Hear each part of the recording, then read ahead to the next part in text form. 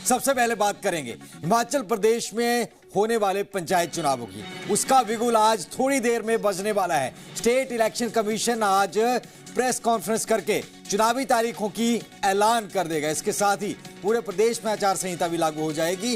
राज्य की 3758 पंचायतों में से करीब 51 लाख मतदाता वोट डालेंगे। संभावना है कि चुनाव 3 चरणों में करवाए जाए ताकि हर क्षेत्र में सुचारू मतदान हो सके।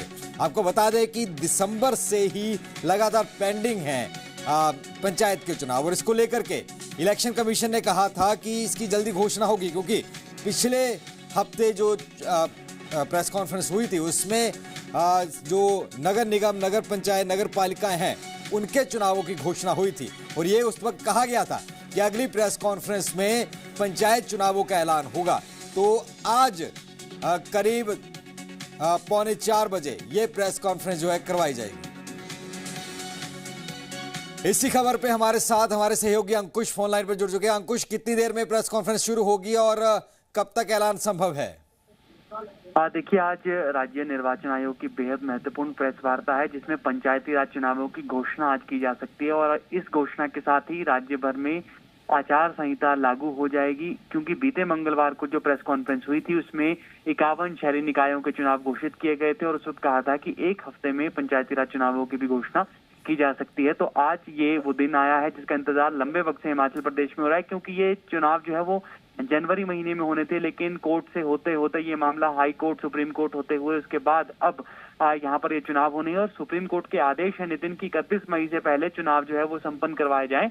इसलिए आज ये प्रेस कॉन्फ्रेंस होगी, तो इसमें चुनाव की तारीखों का कब जो है वो चुनाव होंगे, इसके अलावा कब मतगणना होगी, इसके साथ ही साथ कब नामांकन किए जा सकते हैं, नाम वापस लेने की तारीख की जो तमाम तारीखें, इनका विस्तृत तौर पर ब्यौरा आज यहाँ पर दिया जाएगा। 50 लाख से ज्यादा वोटर और 3700 से ज्यादा पंचायतों में जो है 31,000 सीटों पर ये चुनाव होते हैं। तो कहीं ना कहीं ये कहा जा सकता है कि राज्य में छोटी सरकार का चुनाव है, और हिमाचल प्रदेश में जो कांग्रेस सरकार है उसके 3 साल के कामकाज जो है उसका भी निश्चित तौर पर यहाँ पर ब्यौरा जो है वो जनता मांगती है। और इन चुनावों में भले ही ये चुनाव पार्टी चुनाव चिन्ह पर ना होते हो, लेकिन इसका प्रभाव निश्चित तौर पर नजर आता है। नितिन, किस तरीके से अगर हम देखें, क्योंकि कई इलाकों में अभी बर्फबारी हुई है और कई इलाकों में अभी गर्मी का सीजन है, तो उसको ध्यान में रखते हुए क्या लगता है कि कितने चरणों में हो सकता है?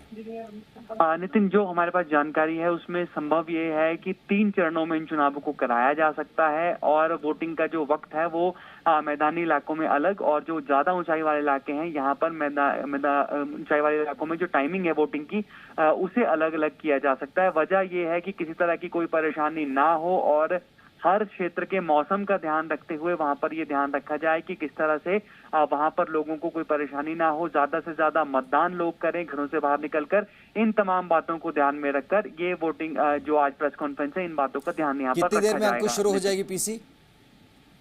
3:40 का वक्त इस प्रेस कॉन्फ्रेंस को लेकर दिया गया है, और थोड़ी देर में चुनाव आयुक्त यहाँ पर आएंगे और प्रेस वार्ता करेंगे। बहुत बहुत धन्यवाद अंकुश। तो थोड़ी ही देर में प्रेस कॉन्फ्रेंस शुरू हो जाएगी, जो सीधा हम आपको लाइव तस्वीरें भी उसके दिखाएंगे, और कुछ ही देर में हिमाचल प्रदेश में एक कह सकते हैं कि बहुत दिनों से इंतजार किया जा रहा था। विपक्षी इसको लेकर के कोर्ट में गए, सरकार ने कहा डिजास्टर एक्ट लगा हुआ है, और इसके बाद तमाम अटकलों के बाद अब जाकर के चुनावों की घोषणा आखिरकार होने जा रही है, क्योंकि अब पंचायतों को एक्सटेंड किया गया था, फिर कार्यकाल खत्म हो गया है, और अभी फिलहाल पंचायतों में सरपंचों के पास पावर नहीं है, लेकिन पंचायतों के चुनाव नहीं हुए। अब कोर्ट ने आदेश दिया है चुनाव कराने होंगे, तो अब तैयारियां शुरू हो चुकी है, लेकिन देखना होगा कहां कहां चुनाव पहले होता है।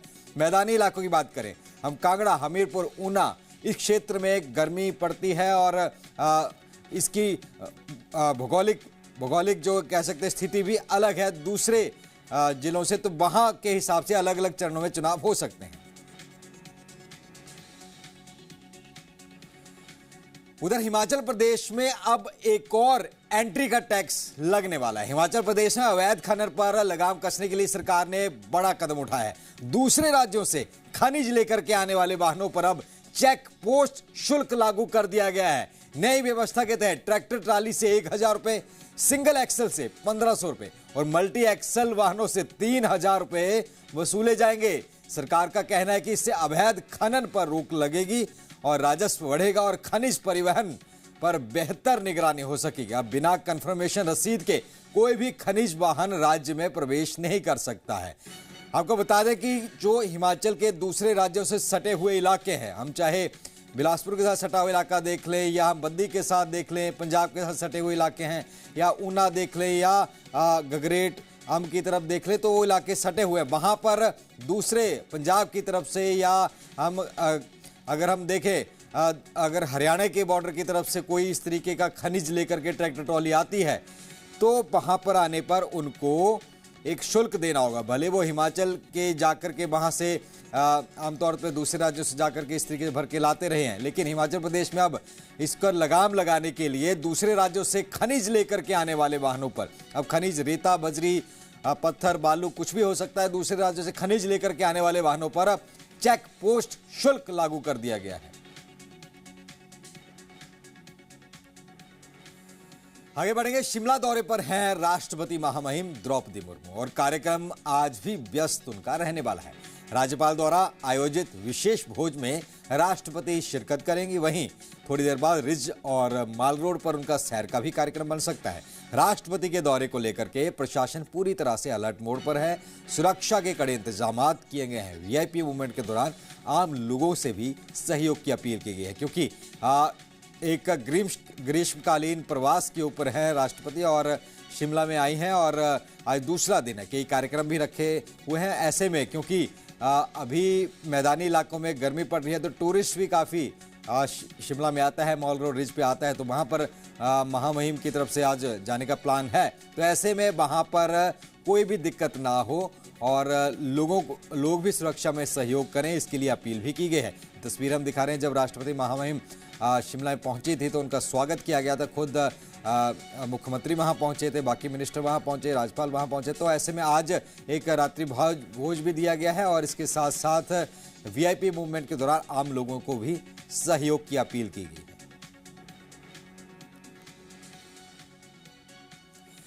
हिमाचल प्रदेश में होने वाले नगर निकाय चुनावों को लेकर तैयारियां तेज हो गई हैं। बिलासपुर में सदर ब्लॉक कांग्रेस कमेटी ने 7 सदस्यों की एक खास समिति बनाई है। यह समिति नगर परिषद के 11 वार्डों के लिए कांग्रेस समर्थित उम्मीदवारों के नाम तय करेगी। कांग्रेस भवन में हुई इस बैठक में चुनाव की रणनीति पर चर्चा हुई है और यह तय किया गया कि अंतिम सूची उच्च कमेटी को भेजी जाएगी। तो कांग्रेस ने तैयारी शुरू कर दी है। नगर निगम के चुनाव है बिलासपुर में और उसकी तैयारी पूरी हो चुकी है। पिछले मंगलवार को इसके लिए डेट्स अनाउंस कर दी गई थी, तो अब खाका बना दिया गया है। अब आलाकमान को सूची भेज दी जाएगी और आगे इसके ऊपर आलाकमान जो है फैसला करेगा। हमारी नगर परिषद बिलासपुर के 11 वार्ड के जो संभावित सदस्य होंगे उनसे नामांकन के लिए प्रार्थना की जाएगी कि वो अपना आवेदन करें और उस आवेदन पर जो संभ्रांत यहाँ चयन समिति के सदस्य और प्रतिष्ठित नागरिक की बैठक होने जा रही है, उसमें उस पर चिंतन किया जाएगा, चर्चा की जाएगी और जैसे भी मुख्यमंत्री और प्रदेशाध्यक्ष और जिला अध्यक्ष के निर्देशानुसार हम उन नामों को आगे प्रेषित करेंगे, जिस पर कि निर्णय जो है वो उच्च स्तरीय कमेटी जो है वो निर्णय लेगी और उसके अनुसार जो आगे कार्य करेगी। भारत और न्यूजीलैंड के बीच हुए एफटीए एग्रीमेंट के बाद हिमालयी राज्यों के सेब बागवानों की चिंताएं बढ़ गई हैं। इस समझौते के तहत सेब आयात पर शुल्क घटकर 50% से 25% किया जाएगा, जिससे सस्ते विदेश सेब भारत में आ सकेंगे। हिमाचल के बागवानी मंत्री जगत सिंह नेगी ने कहा कि इससे स्थानीय बागवानों पर सीधा असर पड़ेगा। वहीं उन्होंने पंचायती चुनाव में कांग्रेस की जीत का दावा भी किया है। बागवानों की चिंता, हिमाचल प्रदेश की चिंता, बागवानों की चिंता, हिमाचल प्रदेश की चिंता और यहाँ तक कि जम्मू कश्मीर और उत्तराखंड, ये काफ़ी समय से चला हुआ था कि ये जो सेब का या फलों का आयात होता है उसके ऊपर जो ड्यूटी लगाते हैं हम उसको कम कर रहे हैं।